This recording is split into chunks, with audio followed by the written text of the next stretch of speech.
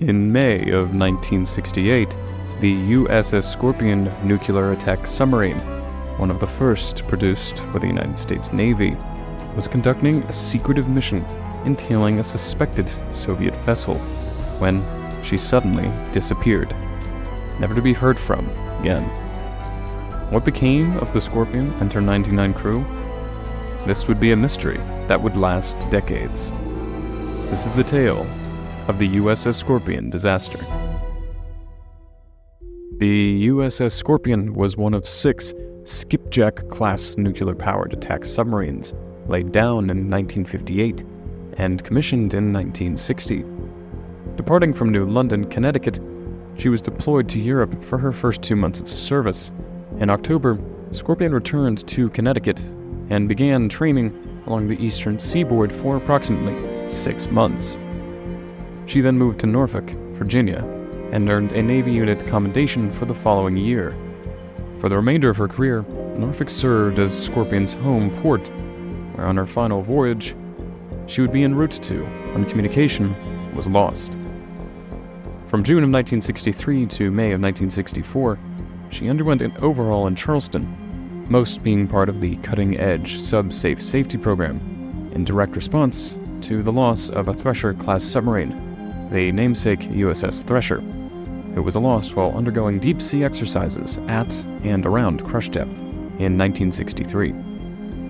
This program included rigorous ultrasound testing of all vessel surfaces and components.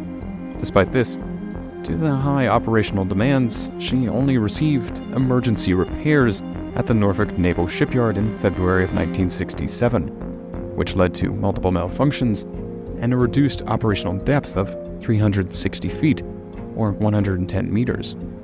After returning to service in autumn of 1967 without sub-safe certification, one of only 4 submarines to fail to receive it, Scorpion was despairingly nicknamed USS Scrap Iron by her crew.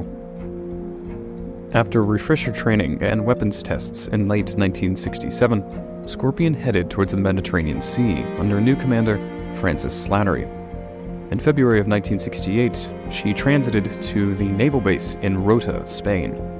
Despite recent repairs, the submarine was still in dilapidated and unsafe condition, losing 4 crew members, 2 due to personal reasons and 2, including an engineer, to refusal to remain aboard the vessel for any longer.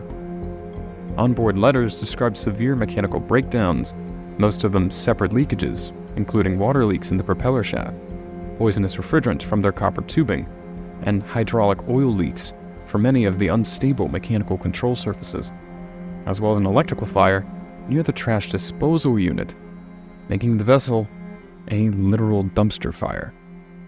Departing from Rota en route to the Azores Islands off the coast of Portugal, Scorpion was tasked with surveilling Soviet ships that were known to be tailing and surveying U.S. Navy subs themselves that were entering and exiting the port at Rota.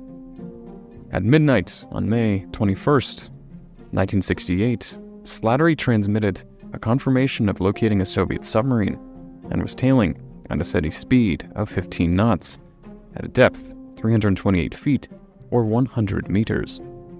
This would be the last communication the crew would ever send. The vessel and the entirety of her crew disappearing off the face of the earth. Upwards of 3 days with no transmission, the Navy would launch a classified search party prior to the publicly launched search party 7 days after the Scorpion's last transmission. This was highly suggestive that the Navy had known something had happened to the vessel prior to releasing information about its disappearance. Nevertheless, soon there was a launch search mission using highly sophisticated statistical methods, as well as hydroacoustic sensors the Navy had placed along the east coast, which had picked up 2 low-yield spikes in activity, suggesting subsequent explosions, neither strong enough to be from a torpedo. On June 5th, Scorpion and the 99 men aboard her were declared presumed lost, and her name was struck from the Naval Vessel Register. The wreck was discovered in late October of 1968 by the oceanographic search and rescue vessel USNS Nizar, 460 miles southwest of the Azores, using an underwater towed camera sled.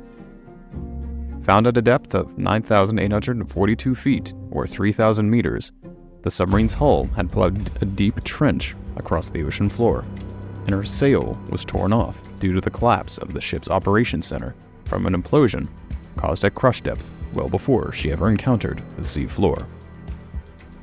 In the decades following the tragedy of the USS Scorpion, numerous theories have emerged, ranging from the improbable to the most plausible explanations. Despite this, the official Navy records maintain that the cause of the loss remains inconclusive. Among the three most popular theories are 1. An attack by a nuclear submarine it was trailing, resulting in a torpedo strike. 2. An internal detonation of its own torpedo due to mechanical failure. And 3. A hydrogen explosion caused by inadequate ventilation at periscope depth. However, the first two theories have been largely debunked. Examination of the wreckage revealed internal explosion damage, ruling out the possibility of being struck by one of its own faulty Mark 37 torpedoes or by a Soviet torpedo thereby. Furthermore, the hydroacoustic sensors detecting the associated explosions were not indicative of torpedo explosions. The most plausible explanation for the Scorpion's loss involves two small hydrogen gas-based explosions resulting from improper ventilation while recharging her batteries at periscope depth.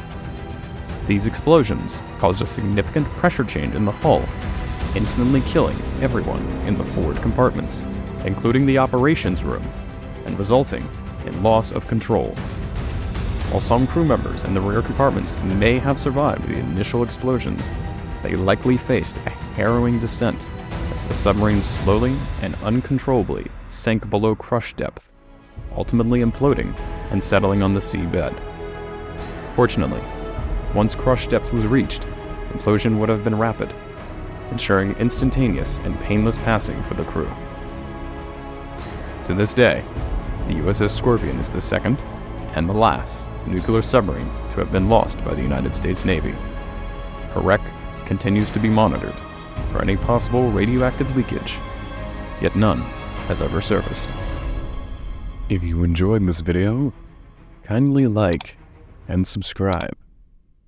I look forward to seeing you in the next one.